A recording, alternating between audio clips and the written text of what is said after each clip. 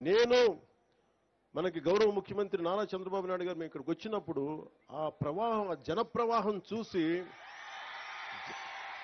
జన సునామీ చూసి మనం ప్రభుత్వాన్ని స్థాపిస్తున్నామని నాకు బలమైన భావన కలిగింది. అది ఎందుకంటే మీలో అంత శక్తి ఉంది, అంటే అంత పోరాట పటిమ ఉంది. నేను మీకు చేయగలిగేది ఏంటంటే మీరు నా కోసం రోడ్ల మీదకి వచ్చారు, నా ప్రభుత్వం కోసం నేను అండగా నిలబడ్డారు.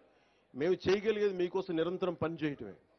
మేము పారిపోట్ల బాధ్యతల నుంచి అద్భుతాలు చేయడానికి చేతిలో మంత్రదండం లేదు, కానీ గుండెల నిండా కమిట్మెంట్ ఉంది. పని చేస్తాం.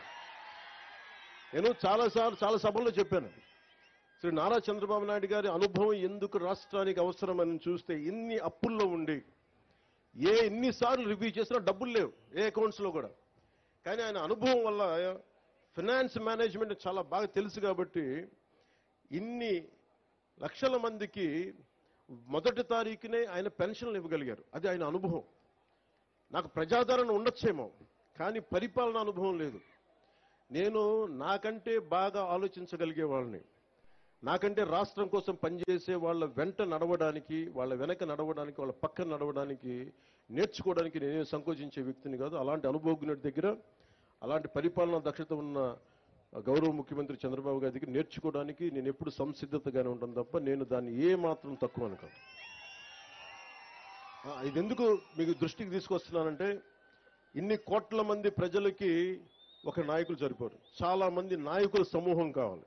అది గ్రామాల నుంచి రాష్ట్రాల దాకా నాయకుల సమూహం కావాలి. అలాంటి నాయకుల సమూహం కోసం నేను తాపత్రయం.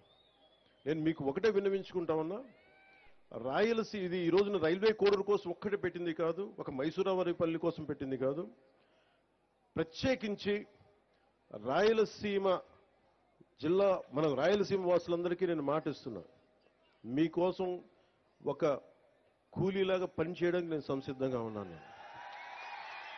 మీకు కష్టం వస్తే, నేను ఆ రోజున అన్నమయ్య పింఛా డ్యాం తెగిపోతే ఆ రోజు నేను ఎంత బాధపడ్డానో, తెలిసి డ్యాం తెగుతుందని తెలిసి కూడా ఇసుక కోసం అన్ని పశువులు, అంత ఆస్తి నష్టం, అన్ని ప్రాణాలు పోయారు జస్ట్ ఇసుక కోసం. తెలిసి కూడా ఇసుక తవ్వుకోవడం కోసం డ్యాము నిండిపోతుంది, తెగుతుంది, కట్ట తెగుతుందని కూడా వదిలేశారు.